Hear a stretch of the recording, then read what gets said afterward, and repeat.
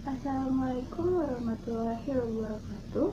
Kami dari kelompok 8 dasar-dasar bimbingan dan konseling dengan anggota Citra Auliasari Fitri, Ismina Auliasari, dan saya sendiri Putri Nur Oktaviani akan membawakan materi tentang perencanaan layanan bimbingan dan konseling sesuai dengan PLP BK di sekolah dasar. Sebelumnya saya akan menjelaskan pengertian program BK. Pelayanan bimbingan di sekolah atau madrasah merupakan suatu usaha membantu peserta didik dalam mengembangkan kehidupan pribadi, kehidupan sosial, kegiatan belajar, serta perencanaan pengembangan karir. Pelayanan konseling memfasilitasi pengembangan peserta didik baik secara individual maupun kelompok, sesuai dengan kebutuhan potensi, bakat, dan minat, serta perkembangan peluang yang dimiliki. Selanjutnya yaitu tujuan program BK terbagi menjadi dua. Yang pertama, tujuan umum. Tujuan umumnya yaitu agar siswa dapat mengembangkan pengertian dan pemahaman diri dalam kemajuannya di sekolah dan dapat mengembangkan pengetahuan tentang dunia kerja, kesempatan kerja, serta rasa tanggung jawab dalam memilih suatu kesempatan tertentu. Yang kedua yaitu tujuan khususnya, yaitu agar siswa memiliki kemampuan untuk mengatasi kesulitan dalam memahami diri sendiri dan agar siswa memiliki kemampuan untuk mengatasi kesulitan dalam memahami lingkungannya. Selanjutnya yaitu ada tahap perencanaan program bimbingan dan konseling, ada tahap persiapan atau preparing dalam perencanaan program. Yang pertama, melakukan asesmen kebutuhan. Asesmen kebutuhan merupakan kegiatan yang bertujuan menemukan kondisi nyata peserta didik yang akan dijadikan dasar dalam merencanakan program bimbingan dan konseling. Hasil dari asesmen ini dijabarkan dalam bentuk narasi sebagai dasar empirik bagi konselor atau guru bimbingan dan konseling dalam merencanakan program bimbingan dan konseling di sekolah dasar.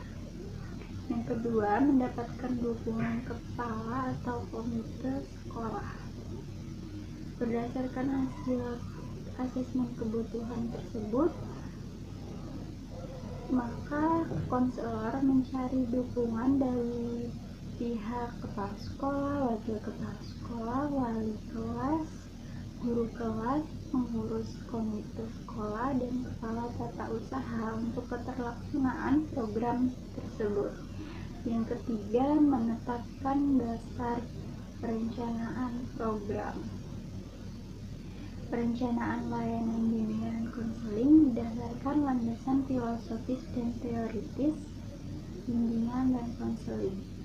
Selain itu, perencanaan layanan didasari oleh hasil asesmen landasan filosofis, teoritis, dan kebutuhan peserta didik atau konseling sebagai dasar perencanaan dipaparkan secara ringkas dalam rasional program bimbingan dan konseling. Materi selanjutnya akan dibacakan oleh Citra Auliasa Fitri. Assalamualaikum warahmatullahi wabarakatuh. Nama saya Citra Auliasa Fitri, NIM 2010123220026. Di sini saya akan melanjutkan materi dari Putri Nur Oktaviani. B. Tahap perancangan atau designing dalam perencanaan program. 1. Penyusunan program tahunan bimbingan dan konseling. Struktur program tahunan bimbingan dan konseling terdiri atas A. Merumuskan rasional. Beberapa aspek yang perlu diuraikan dalam rasional meliputi 1. Urgensi layanan bimbingan dan konseling di sekolah menengah atas. 2. Kondisi objektif yang ada di lingkungan masyarakat yang menunjukkan daya dukung lingkungan dan ancaman-ancaman yang mungkin berpengaruh terhadap perkembangan peserta didik atau konseli, dan harapan yang ingin dicapai dari layanan bimbingan dan konseling.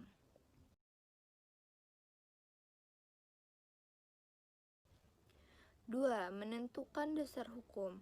Dasar hukum yang dicantumkan adalah dasar hukum yang menjadi landasan penyelenggaraan bimbingan dan konseling di sekolah, yang meliputi dasar hukum tingkat pemerintah pusat dan daerah serta satuan pendidikan.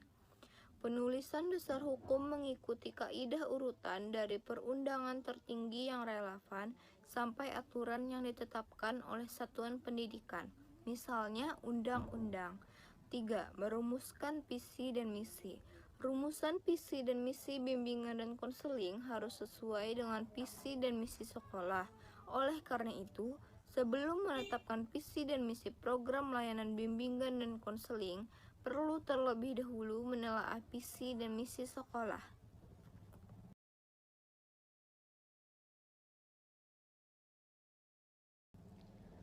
Empat, mendeskripsikan kebutuhan. Kebutuhan peserta didik atau konseli dirumuskan ke dalam rumusan perilaku-perilaku yang diharapkan dikuasai peserta didik atau konseli, yang disesuaikan dengan rumusan tugas-tugas perkembangan yang tertuang dalam standar kompetensi kemandirian peserta didik dan kompetensi dasar sekolah dasar atau SKKPD. 5. Merumuskan tujuan. Rumusan tujuan dibuat berdasarkan hasil asesmen yang dilakukan.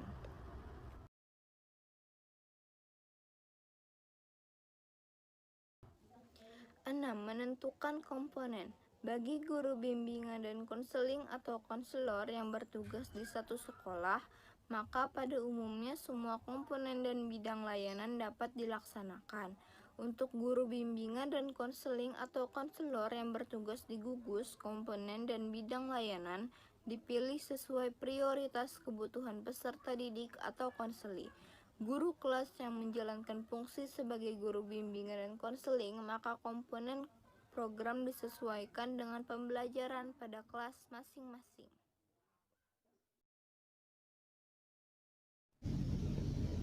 Dan materi berikutnya akan dilanjutkan oleh Ismina Ulyasari.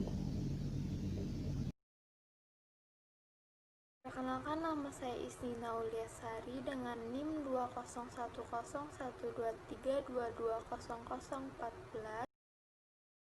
Di sini saya akan melanjutkan membaca materi 7. Mengidentifikasi bidang layanan. A. Pribadi. Suatu proses pemberian bantuan dari guru bimbingan dan konseling atau konselor kepada peserta didik atau konseling untuk memahami, menerima, mengarahkan, mengambil keputusan, dan merealisasikan keputusannya secara bertanggung jawab tentang perkembangan aspek pribadinya, sehingga dapat mencapai perkembangan secara optimal dan mencapai kebahagiaan, kesejahteraan, dan keselamatan dalam kehidupannya. B. Sosial. Suatu proses pemberian bantuan dari konselor kepada peserta didik atau konseli untuk memahami lingkungannya dan dapat melakukan interaksi sosial secara positif, terampil berinteraksi sosial, mampu mengatasi masalah-masalah sosial yang dialaminya, mampu menyesuaikan diri dan memiliki keserasian hubungan dengan lingkungan sosialnya sehingga mencapai kebahagiaan dan kebermaknaan dalam hidupannya. 8. Menyusun rencana operasional. Rencana operasional bimbingan dan konseling merupakan rencana detail yang menguraikan tindakan-tindakan yang diperlukan untuk mencapai tujuan. 9. Mengembangkan tema atau topik layanan bimbingan dan konseling. Tema atau topik. Tema atau topik layanan seleksi dipetakan dan ditetapkan atas dasar standar kompetensi kemandirian peserta didik atau disingkat SKKPD berdasarkan hasil asesmen tugas perkembangan dan standar kompetensi kemandirian peserta didik atau konseli yang diterbitkan oleh ABKIN. 10. Rencana evaluasi, pelaporan, dan tindak lanjut. Evaluasi program didasarkan pada rumusan tujuan yang ingin dicapai dari layanan yang dilakukan. Rencana evaluasi program dan hasil layanan bimbingan dan konseling dibuat berdasarkan tujuan layanan bimbingan dan konseling yang telah dikembangkan sebelumnya. 11. Menyusun anggaran biaya layanan bimbingan dan konseling. Dalam perencanaan program bimbingan dan konseling, guru bimbingan dan konseling atau konselor perlu merencanakan biaya yang dibutuhkan untuk pelaksanaan layanan bimbingan dan konseling selama 1 tahun.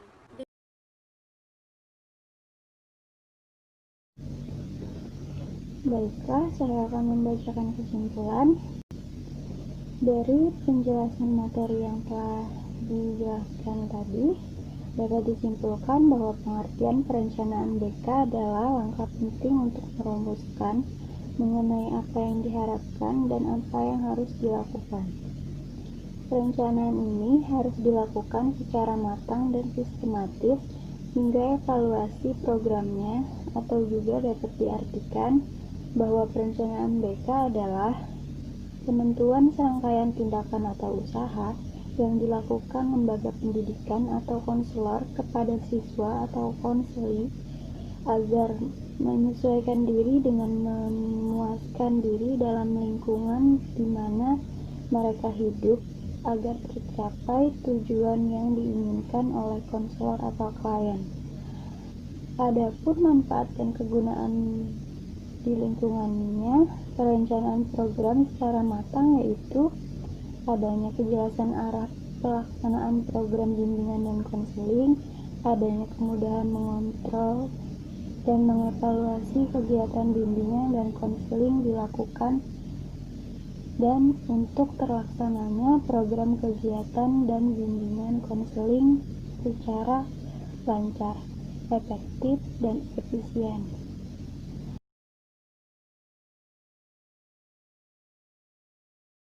Menurut Edi M. Haryati, tujuan penyusunan program bimbingan dan konseling agar guru pembimbing memiliki pedoman sehingga kegiatan bimbingan dan konseling di sekolah dapat terlaksana dengan efektif dan efisien, serta dapat mencapai tujuan yang diinginkan. Selain itu, pengurus besar ABKIN menyatakan bahwa tujuan penyusunan program bimbingan dan konseling ialah agar guru pembimbing memiliki pedoman yang pasti, jelas, dan sehingga kegiatan bimbingan dan konseling di sekolah dengan terlaksana dengan lancar, efektif, dan efisien, serta hasil-hasilnya dapat dinilai. Sekian presentasi dari kelompok kami. Assalamualaikum warahmatullahi wabarakatuh.